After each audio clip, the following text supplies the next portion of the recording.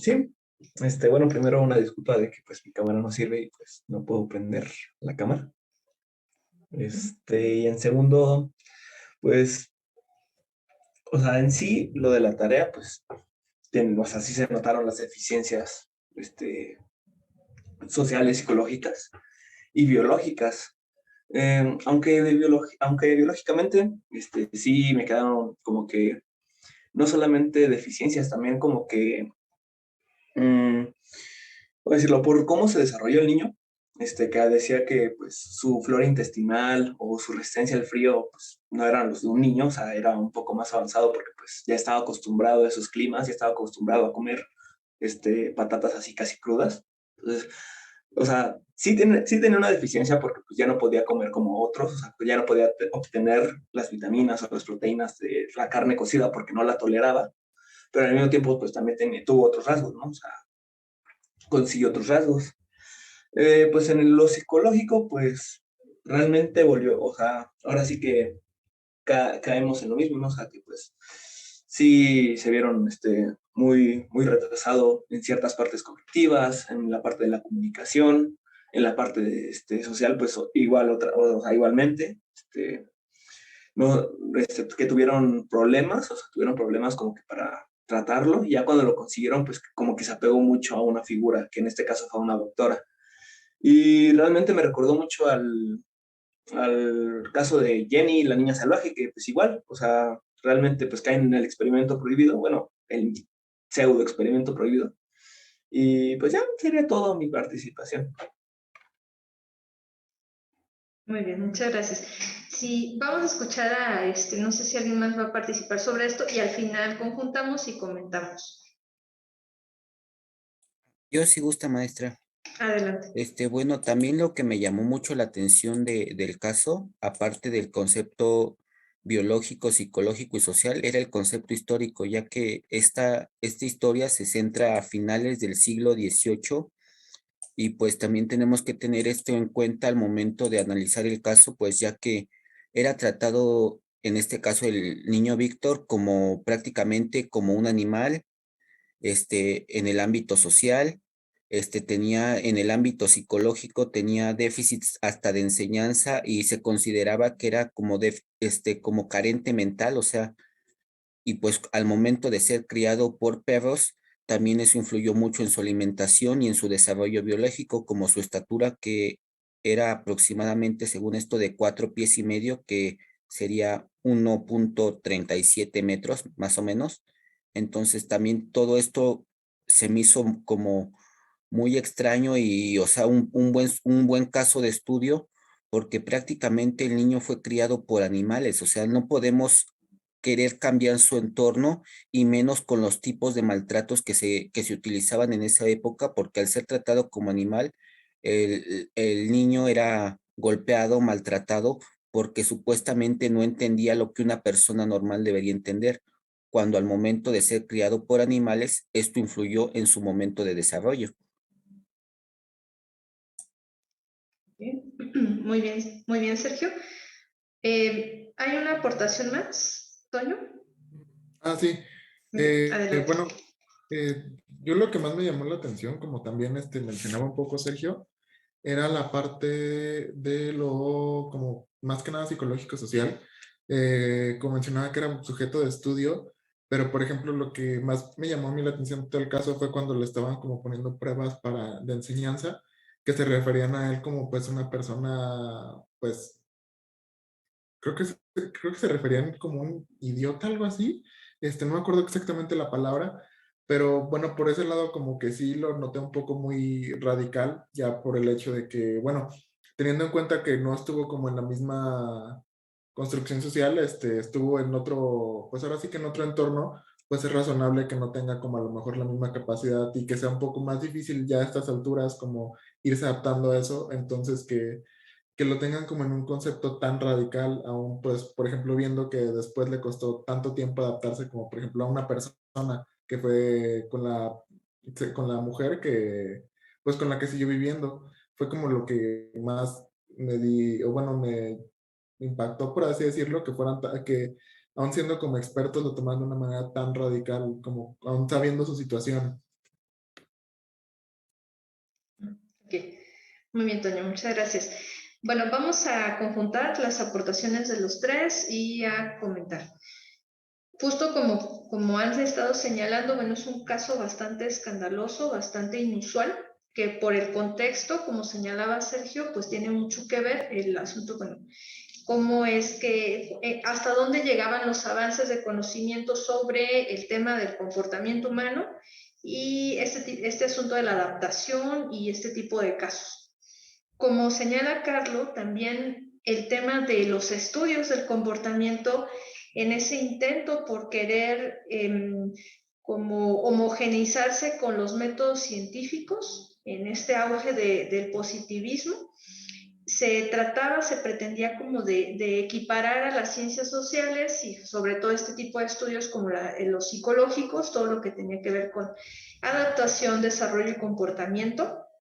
Y se trataba de implementarlo, el método científico a esto, cosa que, bueno, generó muchas problemáticas porque un sujeto de estudio, hablando de un ser humano, hay otros parámetros, no podemos intentar como del todo aplicar un método como lo está planteado para las ciencias o los objetos de estudio de la ciencia. Entonces todo esto generó múltiples dificultades. Hay un montón de casos en donde este afán de tratar de aplicar el positivismo al estudio del comportamiento humano fracasó terriblemente y generó más daños que beneficios. Por ahí hay un caso de unos gemelos, que bueno, que en aquel entonces un psicólogo científico de alguna manera quería determinar, por ejemplo, cómo una persona, es decir, la identidad de género y la orientación sexual, si esto podía ser aprendido o era adquirido desde el nacimiento. El estudio, bueno, planteó que uno de los gemelos iba a ser criado como niña porque su hipótesis de este individuo era que la identidad de género, la orientación sexual, eran cosas aprendidas socialmente. Su hipótesis era darle mayor peso al tema psicosocial. Entonces, hubo mucho fracaso, obviamente. Esta persona, este pobre niño, pues tuvo muchas secuelas, tuvo experiencias traumáticas a raíz de esto y pues creo que terminó suicidándose ya en la etapa adulta. Así es como señalan acá en el chat. Y justo ahí viene como esta dinámica en donde pareciera ser que hubiese una especie como de guerra entre lo que son las ciencias exactas y las ciencias sociales y catalogar de pseudo a todo aquello que no encaja justamente con el método científico. Bueno, a mucho ojo acá, justo ahí es el error. Ciencias exactas, ciencias sociales son cosas diferentes, pero no porque sean diferentes las tenemos que considerar como que una sí es buena y la otra no. Ahora, hay errores, eso es un hecho. Y sí, se cometieron muchos errores al tratar de aplicar esas mismas metodologías a las ciencias sociales con este afán de reconocimiento por parte del gremio científico. Ya saben, también se juega un asunto bastante elitista en el tema y pues bueno, todo eso derivó en múltiples consecuencias. Ok, perdón, ¿alguien más quería comentar o agregar algo?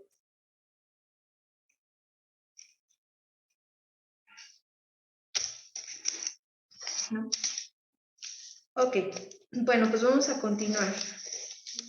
¿Quiénes quieren comentar sobre el caso de los Turpin? La familia Turpin. Iris.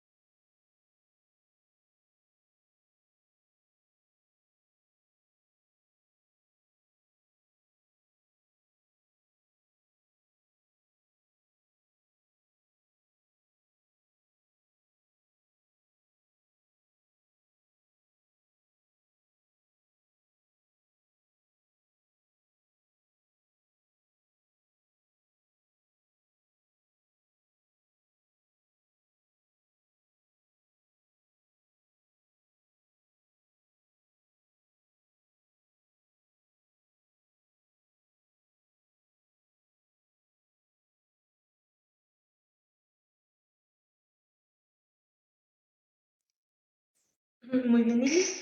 Igual escuchamos si alguien más tiene otra aportación y al final comentamos. ¿Alguien más quiere agregar otra cosa sobre este caso?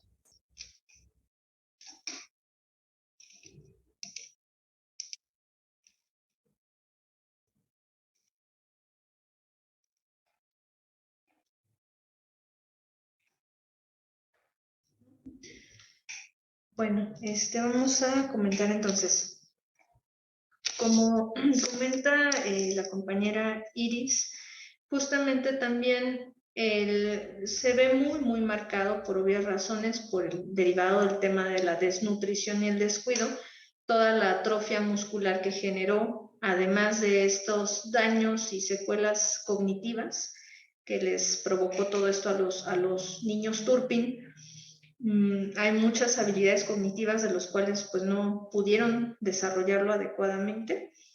Entre ellas pues estas habilidades de comunicación, también razonamiento lógico deductivo, sentido común. También ustedes saben, el sentido común es una habilidad intelectual importante que debíamos desarrollar todos, y que también nos sirve incluso hasta para el desempeño académico.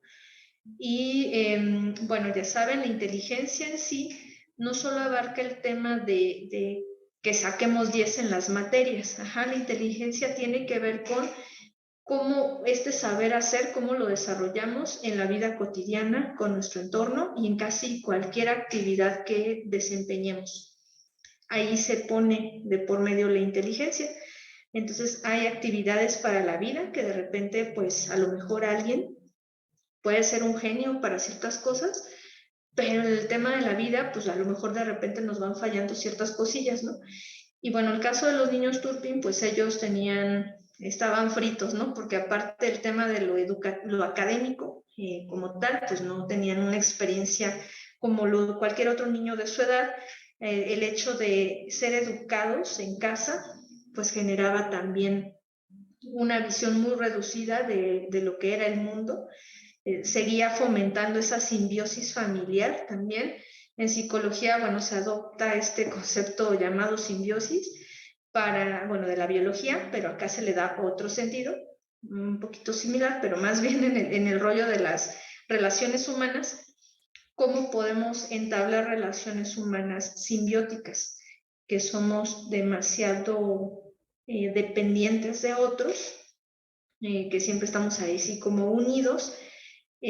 Parte también de los logros en nuestro desarrollo implica que podamos separarnos del núcleo familiar y tener actividades independientes, que podamos interactuar con otros, pensamiento independiente, autocrítico, que nos separe pues de esa ideología que trae la familia. O sea, y es lo más saludable, que podamos tener ya un criterio propio poco a poquito. Entonces, estos niños Turpin, pues de plano, no tenían esa posibilidad. Okay.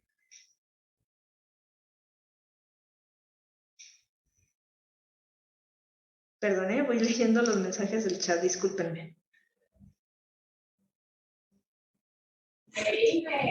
Ok, de acuerdo. Sí está bien.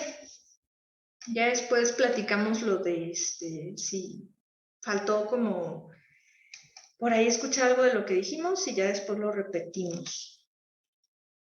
Perdón. Ahora sí. ¿Alguien más quería comentar algo? ¿Alguna otra conclusión sobre los casos?